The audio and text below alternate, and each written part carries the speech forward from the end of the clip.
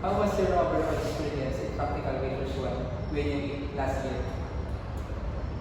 Sa overall experience ko sa practical research one ko, ano siya eh, mix siya eh. Madali, may part na madali, may part na mahirap. Ibig sabihin, ano, pag magsisimula tayo sa grupo, kailangan di ba lagi tayong teamwork. Especially kapag, ano na, important parts na pagdating sa scope and delimitation. Tapos yung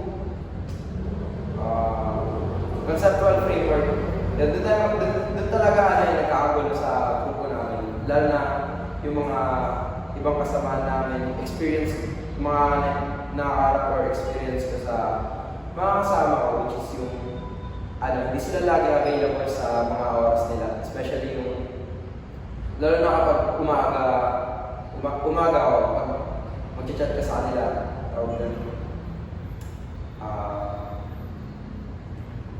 may tulog pa, yung iba, ano, gising ka lang. Tapos, syempre, yung pinakamahirap na nangyari, yung wala talaga magre-reply sa'yo, yun talaga. Tapos, habang gagawin namin yung mga part na sobrang hirap, mag-isa mo lang talaga siya kakaharapin, lalo na pag... Hindi, okay. Tatlo lang na. Okay, tapos number 2 naman ang request mo na. What were Wait. Continue natin kasi para mapakita nila. So, overall experience ko, lalo na nung natapos namin yung part ng research, medyo nahirapan kami kasi nga, yung specific time namin nung sa practical research one, tinulang talaga kami kasi magbigay ako ng example nung hapon na namin ginawa ngayon, tapos bukas na umaga yung research.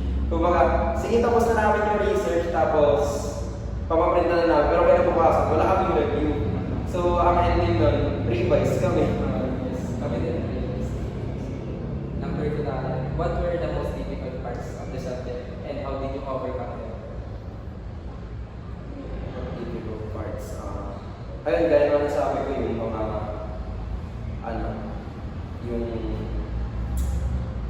namin, availability ng time namin sa paggawa ng research. Kasi hindi lang naman study ginagawa natin sa bahay kasi ang dami rin natin free time sa bahay, lalo na iba halos mostly mga kasama ko athletes talaga eh.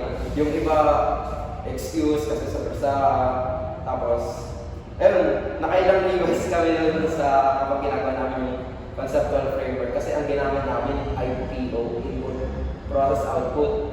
So sabi sa akin, IDTD model yun, sige gawin niyo yan, kaya niya. So wala kami wala kaming alam dun, so nag-search talaga kami dun. And siguro I think difficult part dun yung magsasama-sama kami lahat, lalo na pag mag-aambagan kami sa research namin, mag-print kasi nga, ginabot kami ng dun, mga I think 1,000 sa pagpapaprint namin para lang sa mga revise namin. Kasi isipin mo, wala pa kayo sa final defense nyo. Gusto yung paper. Gusto yung paper namin, pera namin, lahat sulat. Yung iba may X, yung iba may cursive word na ginamit na kasi galing sa revise. Color green pa yung ink. Kami din ginagawa sa akin. Picture mo na lang, scan ko na lang ito. Nahihirapan na ako Sa akin, revise talaga lahat. Revise. Number 3 kasi which research activity helped Number 3 na tayo. Which research activity helped you the most understanding research? Topic selection, interviews, data gathering, and writing.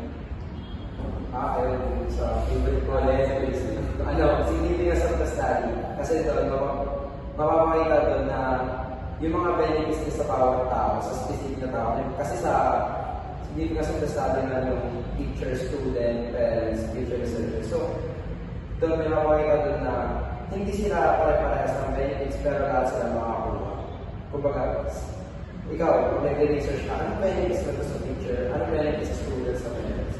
Kasi, kung nalalaman yung topic mo, sobrang importante talaga. Siyempre hindi lang yung teacher natin, hindi sila laging alam nila lagi yun. Pwede rin sila makakuha ng mga new knowledge galing sa mga research. Okay, number 4 na tayo. What important skills lesson did you gain practical research? Ayun, sa important skills na lesson. ano, sa our, ano, lalo na sa, pagdating sa mga taon or sa mga author, ang mas prefer nila kasi nung ano, nung sa Pure One kami is year 2015 na 2025. So, ang nalagay namin doon mga 90s. Like, meron pa nga doon, I think, pinakasagad namin kung naalala ko. 1960. Kumbaga parang, yung mga year na yun, mapupunta na talaga siya sa theoretical framework. Ano, kasi, ano eh, mostly 90s talaga yung mga year na nandun. Lalo na yung Bandura FM 1960. Then, ayun, mas napadali kami, lalo na ngayon, kasi hindi na kami mas nahihirapan kasi may idea na kami, kumbaga kailangan namin ng mas newer or ano, recent na RL na tulad ng mga 2020. Pero ngayon kasi mas prepared ng mga teacher ay simula sa 2020 to 2026 na. Kumbaga, yung mga nasabi sa aming idea no, mas na-apply na namin siya. Hindi tulad ng last year na lack of knowledge na lang kasi na-percent pa lang namin. Number 5 na tayo. What advice you can give to current grade 11 students who are taking practical research work? Advice? Ano yung mga advice ko sa amin mga aspiring? Advice ko lang sa inyo, ano, huwag kayo mag-pressure kasi, lalo na pag binigyan kayo ng time. Pag binigyan kayo ng time ng teacher nyo na, halimbawa, ganito, 1 month, tapos yun. Siguro, pagkasabi nyo, ano, gumawa na kayo, halimbawa may group chat na kayo. Kung sino yung leader yun, mag-aaral na siya, bibigay-bigay na siya sa inyo ng parts, then, sasabihin na lang na kailangan matapos nyo to or ganyan. Kasi, once na nagpa-pressure kayo, hindi nyo makagawa yung trabaho ng gano'n-gano'n lang. Lalo na research yun. Kasi, research, ano yung research talaga, hindi siya yung madalian.